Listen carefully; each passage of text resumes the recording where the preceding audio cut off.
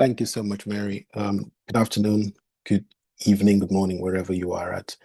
My name is Jacob Dodo Jacob, and I wish to welcome you to Protecting the Freedom to Learn from the series Democracy, AI, and the Freedom to Learn, a Survival Curriculum for the 21st Century. This is the final lecture in our three-part series, and this webinar is sponsored by Alt Liberal Arts. Alt Liberal Arts is a global education initiative concerned with the freedom to learn, civic engagement, and advancement of the liberal arts in collaboration with Bard College and the Global Higher Education Alliance for the 21st Century. Alt Liberal Arts offers free global online lectures and courses for which you can register at the website allliberalarts.org. These lectures would not be possible without the support of the Open Society Foundation and Bard College. There's a Q&A button at the bottom of your screen where you can enter your questions or comments throughout this online seminar. And I very much look forward to discussing as many of your questions as time allows. Once again, thank you for joining us this evening. I will be sharing my screen shortly. And today's intention is to go through a model that I call a curriculum for the 21st century. And I will do a quick recap of some of the things that we did in the previous sessions. First, let me share my screen and so you can also have a look at the slides that I have. I have to say that it's a bit, slide I have is a bit word heavy today, just so that I can, it can be material that can also be shared conveniently with those who may not be able to join this.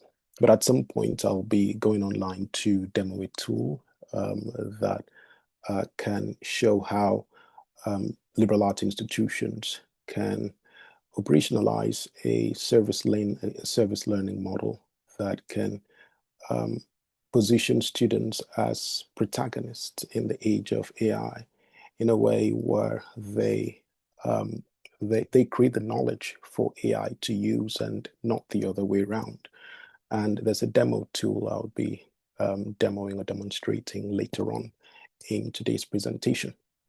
And I very much look forward to your comments and your thoughts as we proceed. This is how we'll go. I'll do a quick recap of what we've done. Then AI-Enhanced Reflexive Control for those of you that weren't in the first or the second lecture. I'll just do a quick recap so you see what that is about. Then the Bulgaria case. I'll talk briefly about the Bulgaria case. Then I will also talk about what academic freedom actually does. Then finally, I'll talk about what service learning could look like in the age of AI. I want to present this in a way that would give us a lot of time at the end to discuss and maybe ask a few questions about how this tool can be operationalized in your own context. But the starting point is, I think I can have this in full screen. Yeah, so this is the starting point where we talked about AI-enhanced reflexive control. We wrote about this. My colleague, Georgi Angelov, we published this in a very recent publication. And it was born from a research that we did in Bulgaria and expanding to, currently being expanded to other countries in that region. And one of the elements that I went into in the second lecture was algorithmic amplification. And I drew on the case study of the Southport stabbings here in the UK and the way the platform X actually amplified the false narratives about the identity of the attacker to the extent that it led in many different ways, I would say, to the riots that happened across UK cities and towns. So if you weren't here, I'd suggest that you check the recordings of those lectures. And one of the things that we observed in the case of Bulgaria, just to back things up, to show how AI-enhanced reflexive control is very good at taking advantage of the pre-existing biases or concerns that are in a society. I think it's important to show this slide again. I did show this on during the first presentation, but I think it's important to just highlight it a bit more. We studied for the case of Bulgaria between the months of December. We studied 4 to 5 months, December 2024 and 2025 of April of 2025. And we looked at the Pravda network, a Kremlin-backed influence operation. And what we observed in looking at the nature of narratives on this platform for targeting Bulgaria was that over this period of time, the war propaganda shifted significantly. This is the propaganda narratives about the war, the Russian invasion of Ukraine. And it reduced significantly through the winter months. And it reduced, what was increasing at that time also was economic narratives, which at the beginning of the time that we started monitoring was at just about 10%. And the narratives about economic doom in Bulgaria within the time of monitoring increased to some 45%. And there was also the rise as well of anti-NATO sentiments and anti-EU sentiments within the same study period. And what we observed really with this was that it wasn't just a random shift in narratives. It was very closely connected to what people were concerned about on the ground, what people talked about in the streets and on social media, what people really cared about.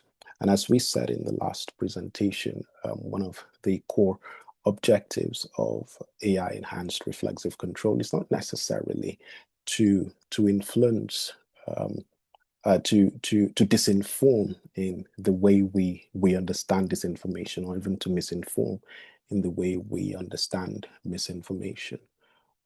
But it's to influence the decision-making process in a way that people feel that they belong to a particular narrative group, and in that sense, they feel a sense of belonging when they feel that the narratives that they believe, that they hold on to, are held as well by several other people. So when a synthetic consensus or artificial consensus in that sense is created, there is also a shared space of narrative belonging where one feels that the narratives or the opinions that they hold, or the meaning, because narratives is fundamentally about the meaning or the story about stories. So when people feel that the meaning that they derive from news events are held by several other people, they find their cognitive home in that sense, a space of belonging with similar others.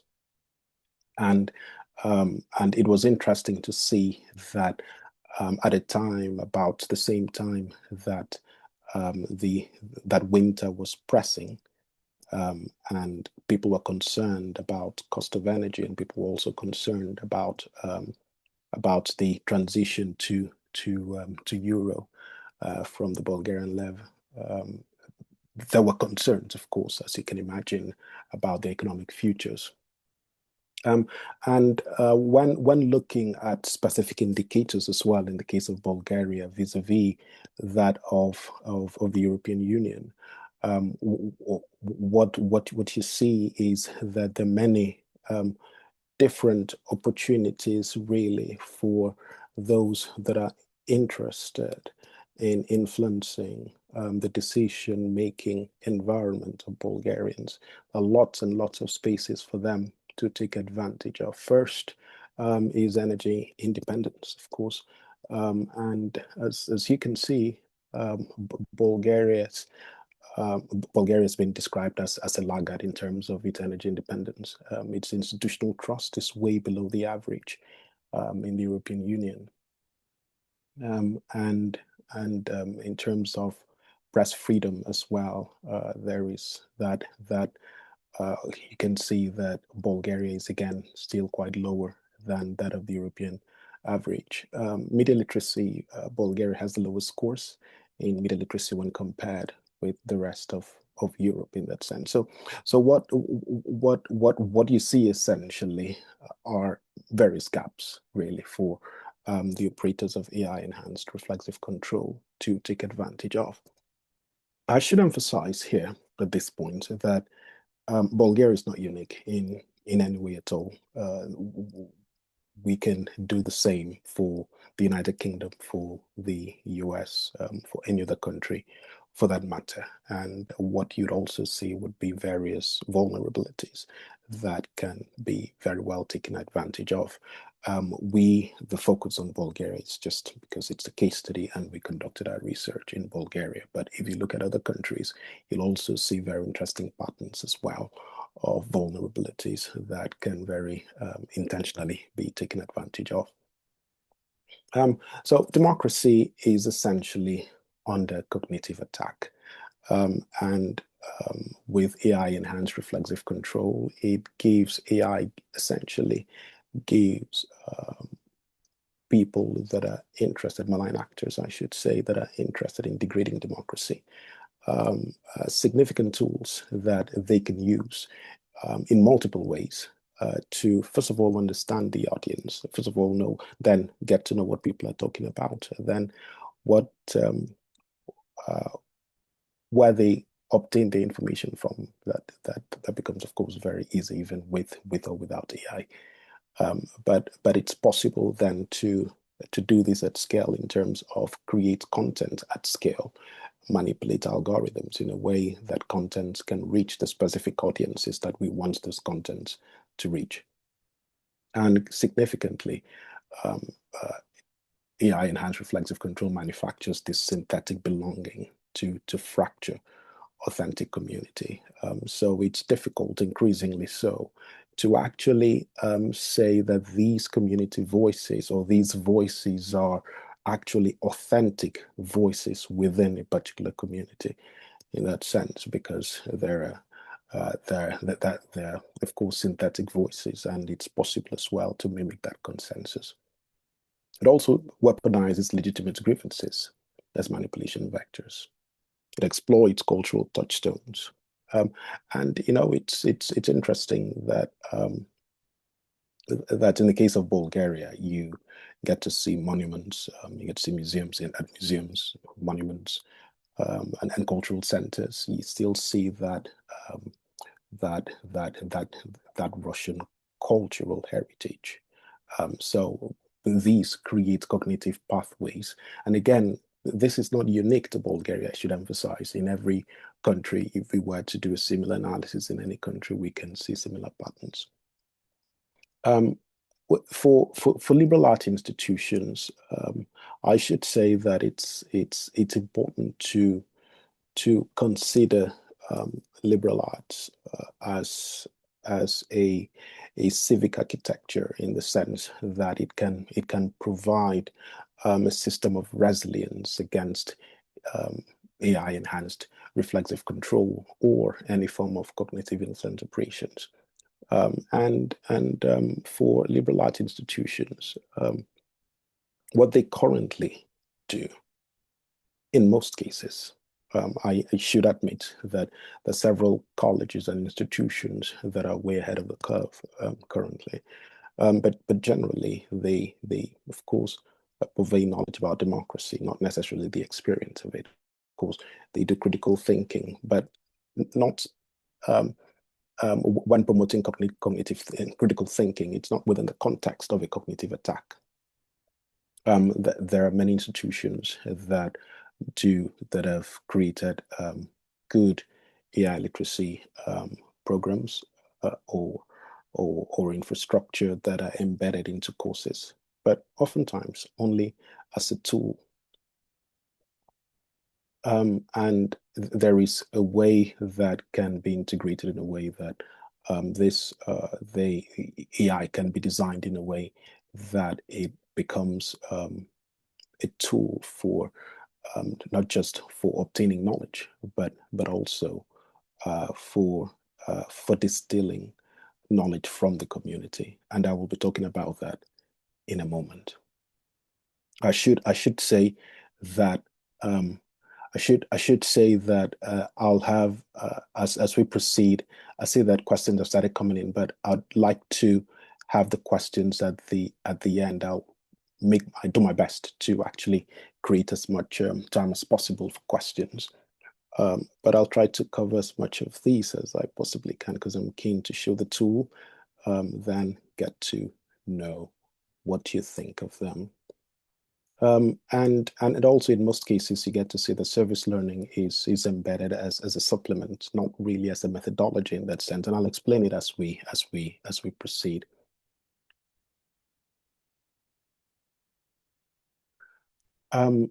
Why is academic freedom targeted in that sense? Why is academic freedom important? I felt that it's critical to think about it from the perspective of reflexive control, because academic freedom actually slows reflexive control. Reflexive control targets the environment of decision making. So when there's that freedom to think, that reflexive control, that reflexive response, if you like, becomes slowed down. And academic freedom essentially interrupts manufactured consensus, which is one of the things that reflexive control seeks to achieve. And dominant narratives can be questioned without immediate social penalty. And this, of course, can be the case inside of institutions, not just in private. Then it trains epistemological vision. People learn to ask how a claim is circulating, not only whether it is true. And that's critical for detecting AI-enhanced reflective control, or AIRC. Then it preserves that epistemic pluralism, which is what you want to see: multiple ways of knowing. And what AIRC needs is the monoculture, is people looking at things from a single perspective, where there's a single story. That's why it seeks to build that consensus. I will skip through this. So when academic freedom erodes, the conditions for AIRC requires the conditions AIRC requires to succeed are already in place, and what that happens is that consensus feels organic. Or when that happens, I should say, consensus feels organic, even when manufactured. AIRC simulates community, not individual messages. Like I showed in the first lecture, an ecosystem is created around messages using local amplifiers. And secondly, the critic is framed as a betrayal. Dissent becomes socially costly. Then finally, thinking becomes socially risky in that sense. Inquiry, doubt, revision. This then becomes risky in society. Finally, I'll just before I start to talk about the tool that we've built, I would say that in terms of the diagnosis, we know the vulnerability profile. We know what the problem is. We've published about AIRC operations and the escalation ladder and what that looks like. But what we've started doing recently is working with our partner Sensika to build an infrastructure that can that can challenge some of the problems that we are seeing. First is the Democracy Discourse Index, which we are working currently with a consortium of 7 universities across 7 countries to create. And I'll be sharing today a curriculum that can work as civic infrastructure that consistently position students as epistemic protagonists. What I mean there is that students see themselves not just as recipients of knowledge or empty tanks to be filled in that sense, but they see themselves as protagonists in their own knowledge creation. We see AI not necessarily as a problem, or as of course it's a disruptor in that sense, but we can invert it in a way that can make AI not necessarily to be a bad disruptor, but a positive one. But then it's really about building community AI as a defensive architecture. One of the proposals that we propose in this case is when looking at AI, or having AI to be an instrument for learning, or as a tool for learning. We see currently that students learn about disinformation, and AI becomes the authority, while students become learners, and increasingly within the architecture of AI-enhanced reflexive control, and also in classrooms where currently in several universities, faculty members are struggling in terms of how do we really stop students using AI. We can inverse that. We can have a tool where students become epistemic authorities, in the sense that they are the ones that build the knowledge. So AI then becomes the student, not AI being the authority, but students can build tools from which AI can actually use as its source of knowledge, and the community becomes the teacher. So students encode community knowledge that AI must defer to, and not the other way around, which is community knowledge often not represented with AI. So the first thing to do when thinking of a tool of this nature is to think about prompts. We use prompts when you use AI, generative AI, with ChatGPT or Claude. You use prompt often, and prompts are essentially, or user prompts are essentially what you input in the system, so that the system can then tell you, the AI system can then tell you the knowledge that it has. But the question is, what if we turn that around in a way that can enable students to actually build community AI and create prompts that are embedded within the infrastructure of AI? One that can distinguish legitimate grievance from manipulation, identify cultural touchstones that outsiders miss, okay, or articulate thresholds that require human judgment. Also think democratically under cognitive pressure. And this is a tool. This is what we can enable students to do by enabling them to create community AI. I'm conscious of time, so I'll be moving a bit quicker, just to get to the tool itself, so I can have comments and thoughts regarding that. So in building this, the core question is, how do we get students to encode knowledge? Currently, we are working, as I said earlier, with 7 universities in 7 countries: the US, Bulgaria, Albania, North Macedonia, Pakistan, Greece,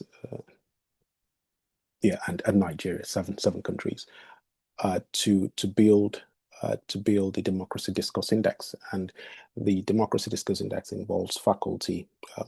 The methodology involves faculty working with students and students building the platform on AI as part of coursework. And in that case, they then become actual protagonists, like I said earlier, in the knowledge that they create.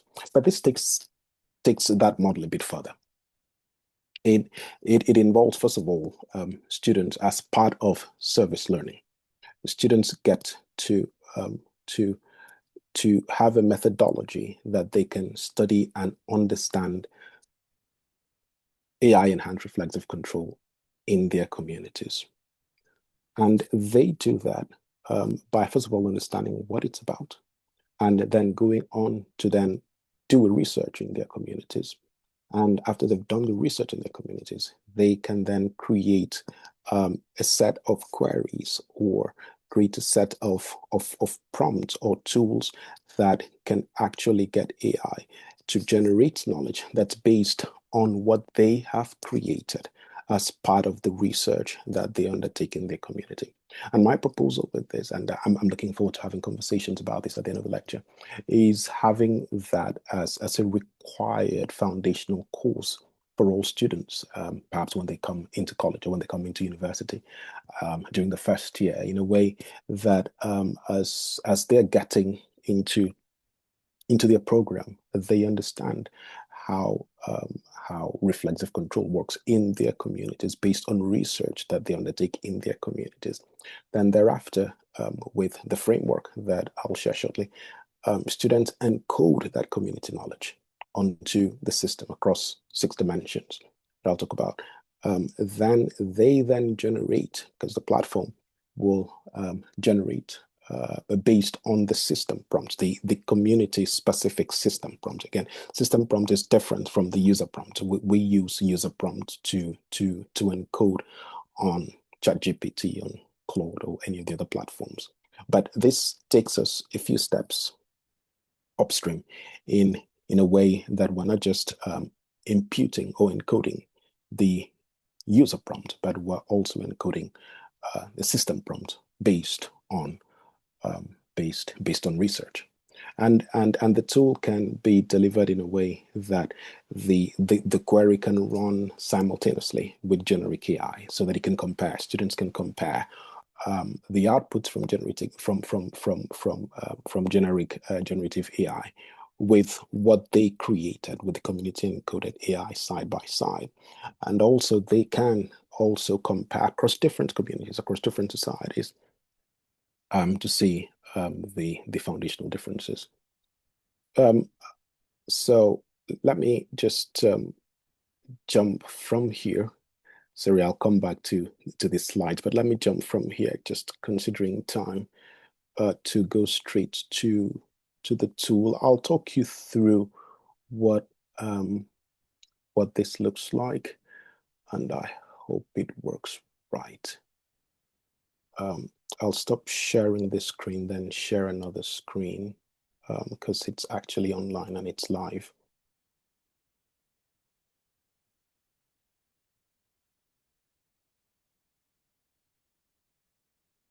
Okay. And just get this out in a way that would to full screen here. Okay, so I should just say that this was created using Claude, and it's very easy to create. Students can create this. I wouldn't ask students that are doing this course to build this from the scratch, but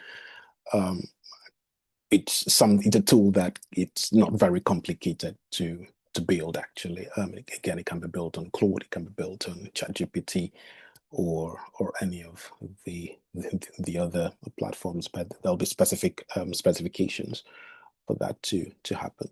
So again, let me back this up and just remind us how we got here, or why this is important. Number one, AI-enhanced reflexive control seeks to influence the the architecture of decision making in society, or the decision making environment in society. Students need to know how this works in real time in their own communities. Universities, particularly liberal arts institutions, have a core role to play, not just to teach students about democracy and civic engagement, but also to create those opportunities for students to actually be engaged members in their community. And this would normally be a required course where students undertake research in their community using a framework that enables them to study AI-enhanced reflexive control in their communities.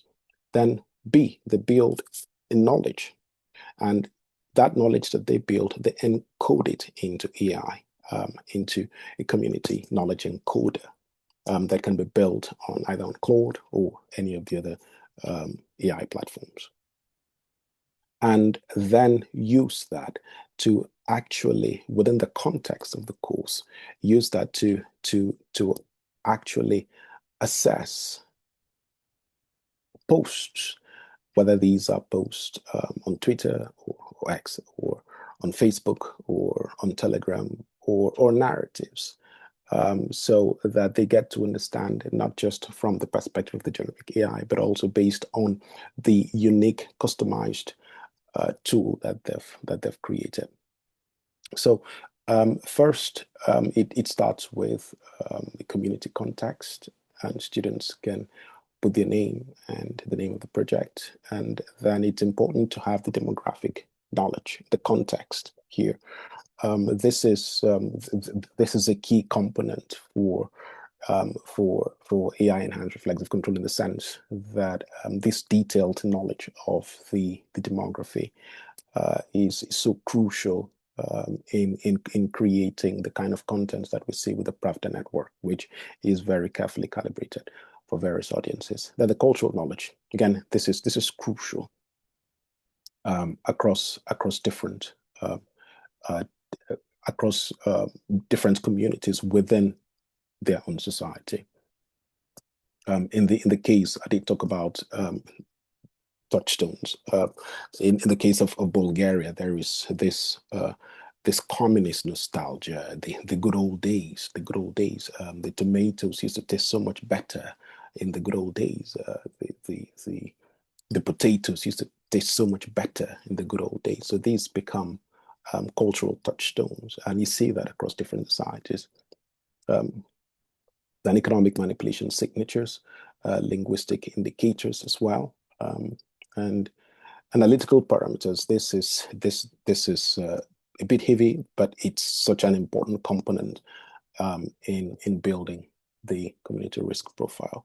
All right, so this is basically empty at the moment, and it will be the responsibility of students within the context of a course to work and build this. But let's see what this looks like in the case of Bulgaria. I have already pre-populated Bulgaria with the findings, most of the findings from the AI-enhanced reflexive control research that we did. So these are all there, and this takes a bit of time, but students can certainly work on this, building it within the course of a semester. The first part of the semester, I would say, will be dedicated to the research. Mid part will be dedicated to the to populating this this tool. And after that's been all done, the next thing will be to generate a prompt. And in generating a prompt, this, by the way, I should say that this is the system prompt, not the user prompt. The system prompt, like I said earlier, is really the way that you want the system to respond. You're essentially building your own ChatGPT for the course, in this case, for the purpose of monitoring AI-enhanced reflexive control in your context. Right, so let's test this. I hope this works, because it worked the last time.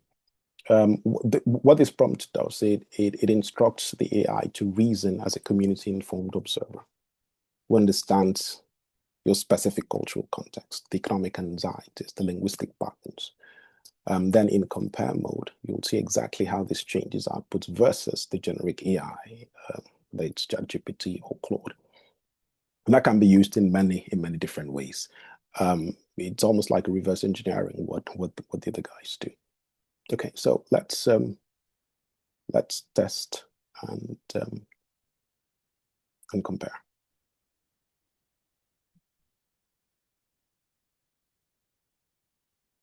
Okay, right. So in this mode, what we're trying to see here in this mode is to compare side by side. We can compare side by side between this community tool and generic AI. We can also do cross community, comparing between two communities, say Bulgaria and Kenya, let's say, or Nigeria, or North Macedonia next door, or Romania. And it can even be reduced to different, in the case of the US, to different states, for example, and this can be compared across different contexts. Or it can just focus on the community only to assess um, that, just to focus on the community. But I like the side by side where you can compare between AI, generic AI, and the tool itself. Um, I, I pre-populated a few sample posts here. This one says analyzed this statement. This could have been a post on any of the social media platforms. The EU destroyed our village farms with their quotas. We were self-sufficient before 2007 when we joined the European Union. Um, Another sample here is asking, is this coordinated? Young people leave because Brussels won't let us have our own economy. And again, this is very connected to the kids in Bulgaria. And these are actual posts that we've seen across social media platforms. Um, and I'm sure you've seen this at some point. Share before it gets deleted. They don't want you to know about this. I mean, I see this all the time on YouTube and various other platforms. So that can be something that you can search.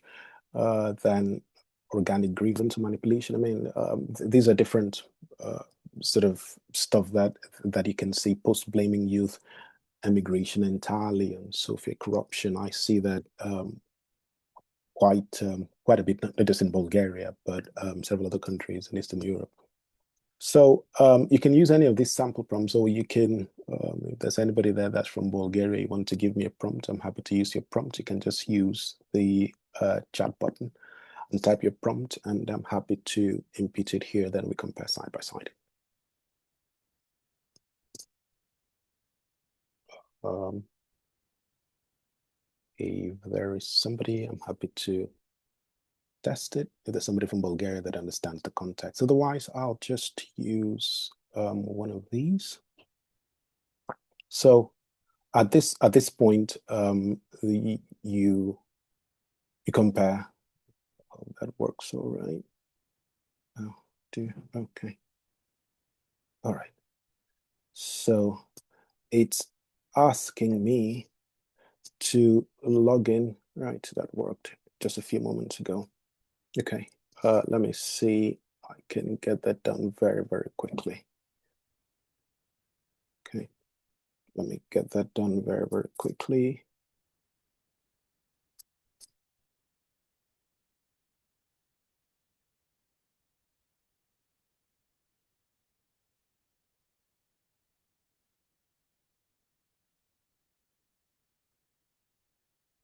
So this should normally work.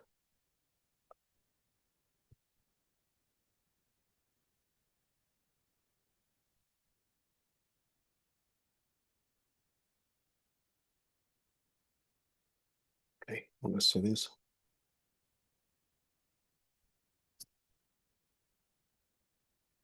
Well, it's tech. These things happens often, and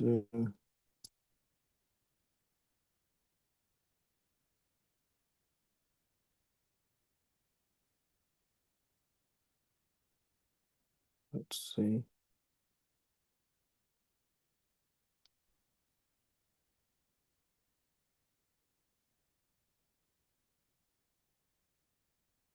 Okay, I think we should be able to log in nicely now. Just compare.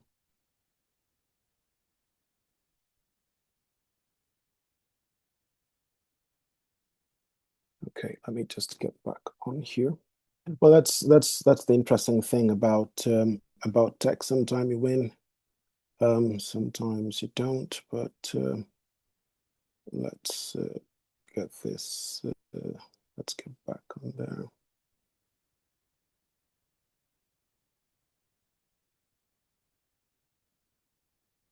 Right. Okay. So we're logged in now. Okay. So right. So perhaps we can actually. So this has generated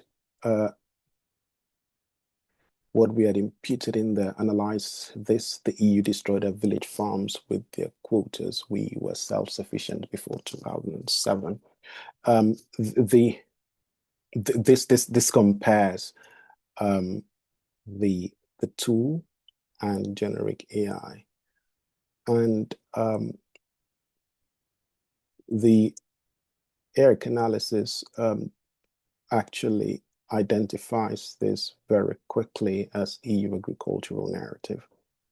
And the initial assessment is that it contains classic grievance anchoring with historical marker, but requires community context validation before definitive classification.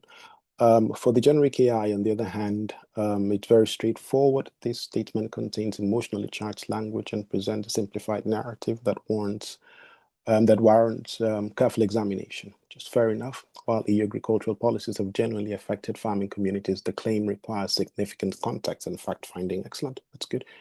But if you go down and you see for the community tool, it provides a lot more depth in a way that that can be useful to a class. Then it can actually go a lot deeper than this if I expand the remit of knowledge. But this is just for demo purposes. And it also shows the average divergence between this one is 81%. Between what's on here on AI, generic AI, and what's generated by the tool itself. And again, it's possible to compare between different communities or just to focus on the community alone. And one can analyze that.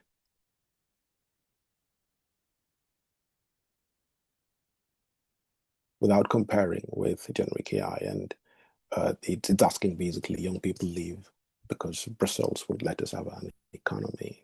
That's again the case of Bulgaria. Then it's asking whether this is coordinated operation. It's analyzing a bit slow, but it comes up all the same with something really very interesting. And again, this is based on research and monitoring that's been imputed into the platform.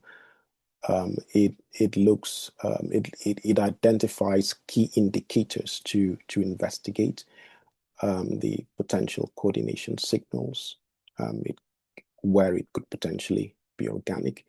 Then the AIRC indicators to check. Yes, whether there's network amplification, narrative recycling, and so on and so forth.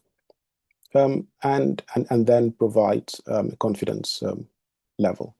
Again, this is just for demo purposes, but the idea here, the point I'm making here is that that AI can be used in a way that does two things. First, to open for the curriculum of the 21st century in liberal arts context, to open a space for students to actually be protagonists in their own knowledge, in a way that they actually conduct research and then create the epistemic source for AI, in the sense that AI is drawing its knowledge from what students build and then they can compare side by side as a class project.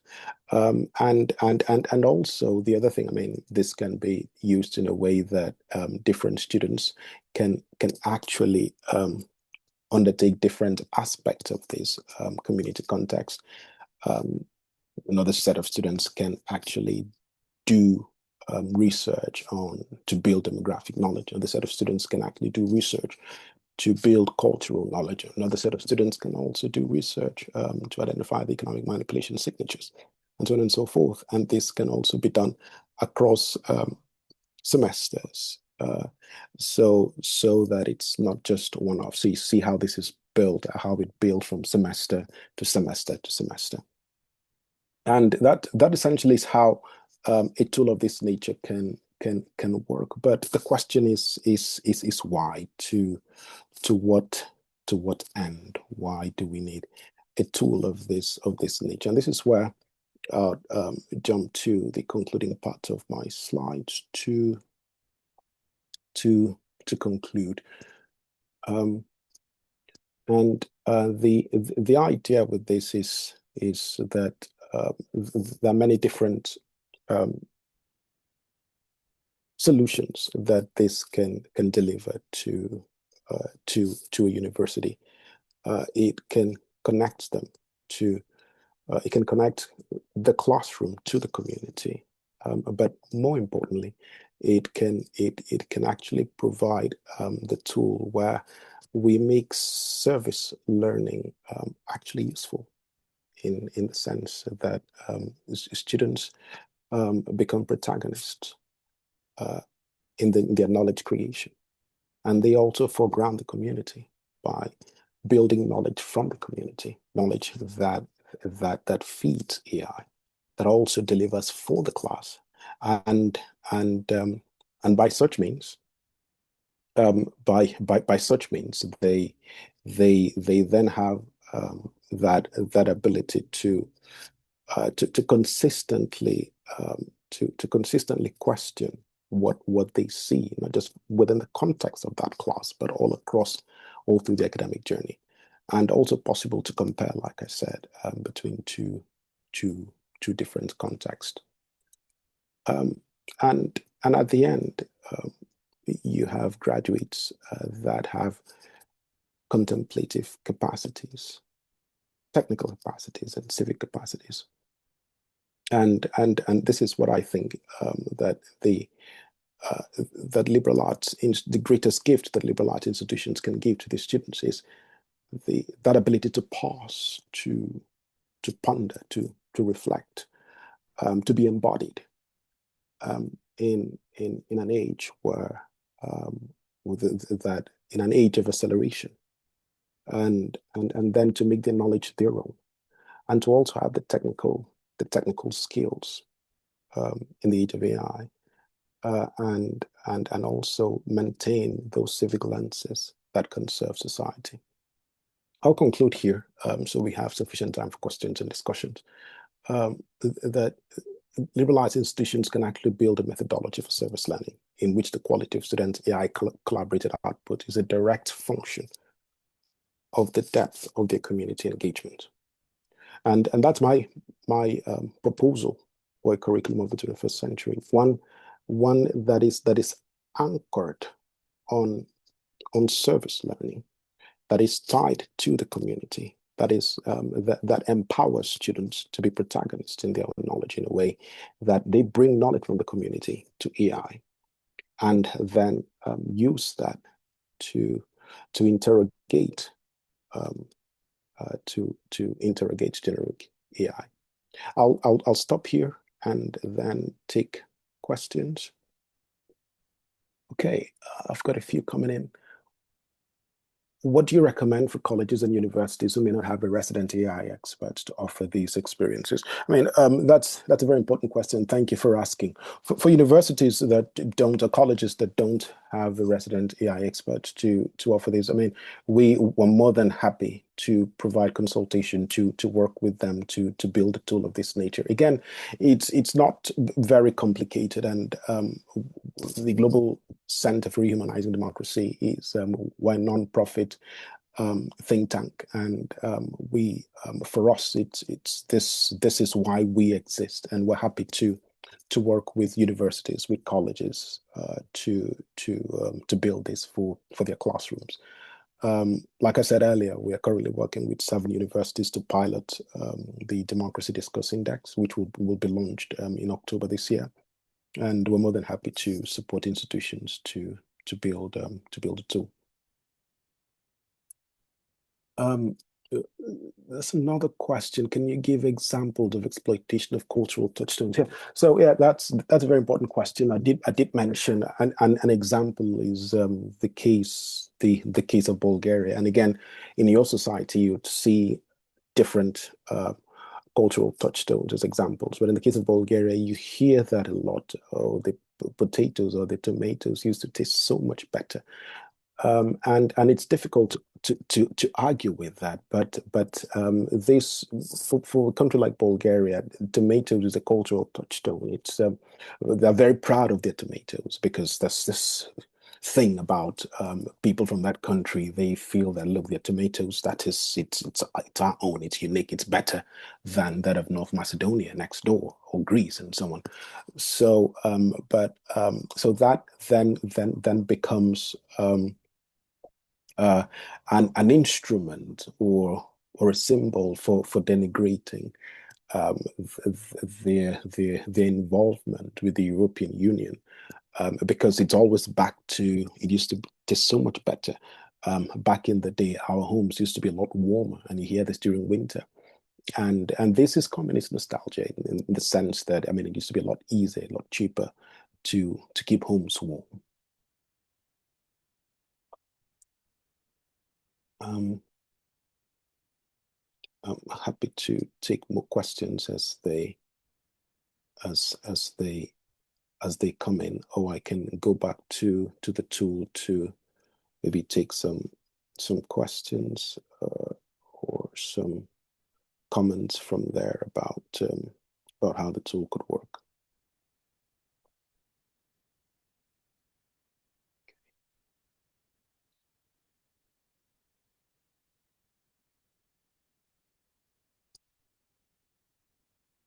And perhaps I should open the floor up. I mean, how is it working in your, if somebody is willing to comment on how it's working in your own institution, I'm happy to hear how you're using AI in your institution in a way that actually empowers students.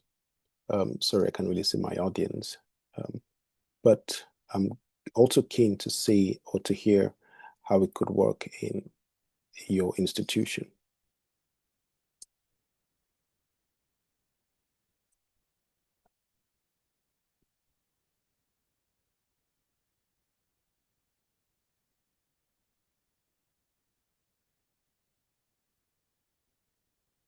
And one more thing I should probably just notice is that in building this for as part of coursework or for a university, it's something that students can do for themselves. I mean, across different academic departments, students that are in perhaps in practical data sciences or in computer science can actually work to build something similar um, that can be used by students in other departments. But it's again, like I said, it's not complicated to create. But the core idea with this is to have a mechanism where students can connect their service learning directly um, with the community and with AI playing a critical role, and the outcome then being that there is a more detailed knowledge of how disinformation works in their communities, or how influence operations more broadly works in their communities, and what's right and what isn't. The curriculum of the future is that curriculum that would integrate learning in ways in ways that give students opportunities to actually apply their knowledge. I mean, in a more embodied kind of way, because the question of what knowledge is really, what is knowledge, the kind of knowledge that's worth having.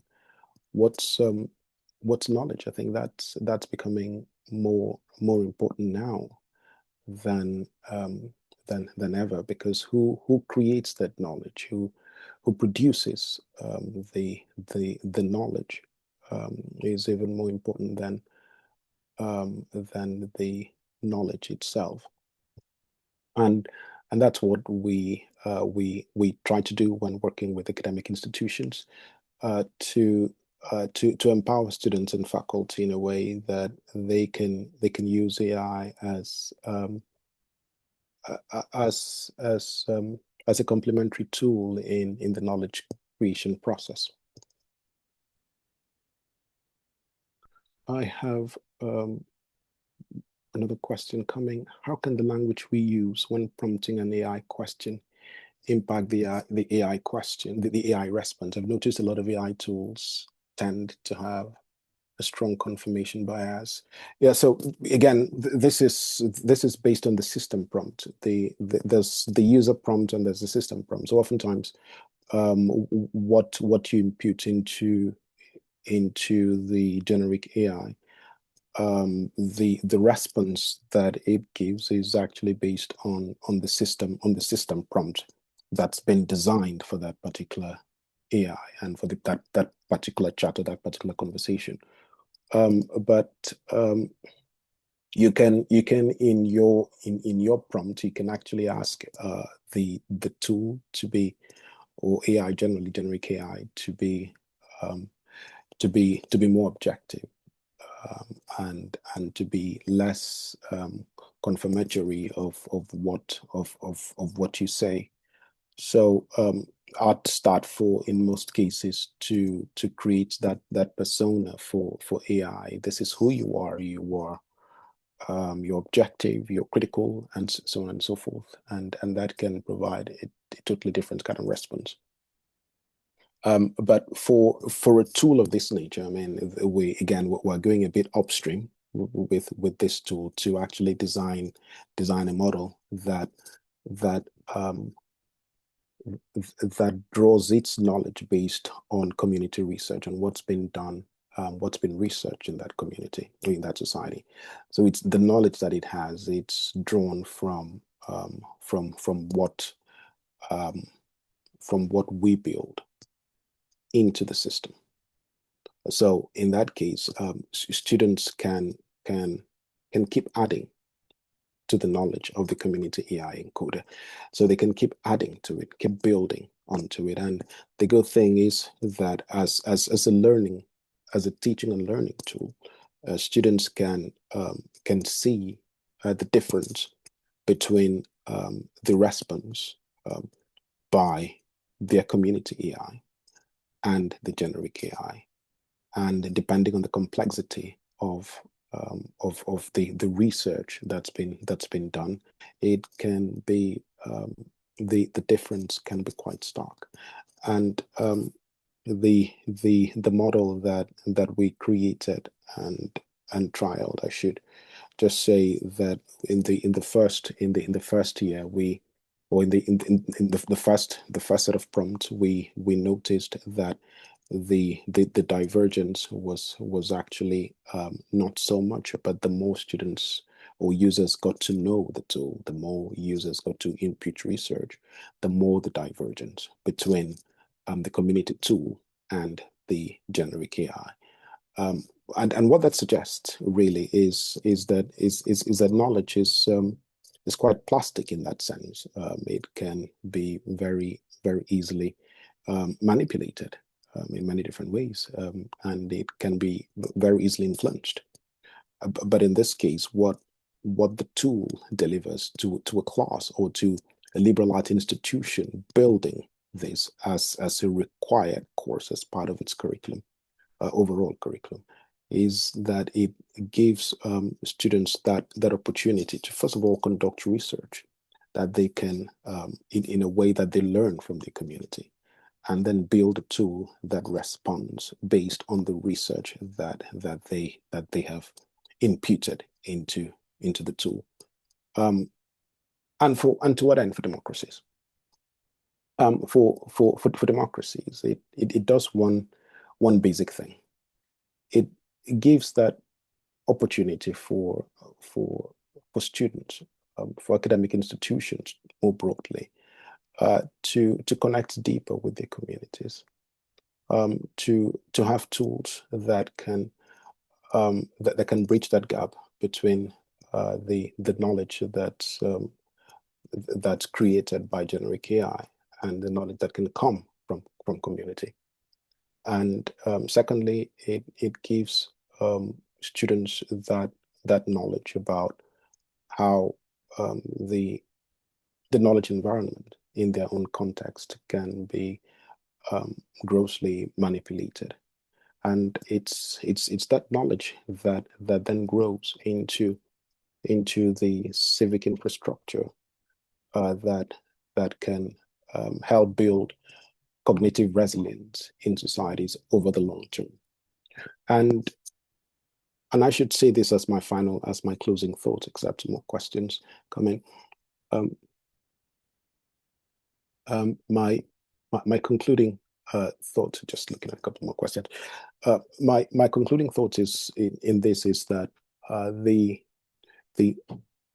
what our societies have lacked over the years, and increasingly so in the age of AI, and in the case of in the age of algorithmic manipulation, is the search for belonging, the search for a cognitive home, a space that we can share with similar others, and what AI is creating in our societies, increasingly generative AI, increasingly, is a similar way of seeing, which just takes advantage, I would say, of that search, that search for internal consistency, for that cognitive coherence. But what makes us human is that discrimination, that ability to be independent in our thinking, and understanding that different communities are very different from each other. And the role of liberal arts institutions, therefore, is to build those infrastructures as part of the service learning or civic engagement programs that will enable students to actually be protagonists in their own knowledge creation. And on that note, I'm happy to say that this brings to an end this lecture series, and the videos will also be available. And I'm happy. I should just share one more time the screen where my email address is, and to just say that I'm happy to take questions offline as well. So I'll just put this right here. So we have reached the end of our time, and thanks to our audience for attending this webinar. Alt Liberal Arts invites you to the next webinar, Beyond the Passion versus Practicality Dilemma, Career Readiness in and Through Liberal Arts Education, with Dr. Glenn Whitehouse. This webinar will be on Wednesday, March 11th at 4 p.m. EST, and you can register at allliberalarts.org. All offerings are available free of charge, and you can also view past webinars, including my 3-part series, at the Alt Liberal Arts YouTube channel. Thank you and goodbye.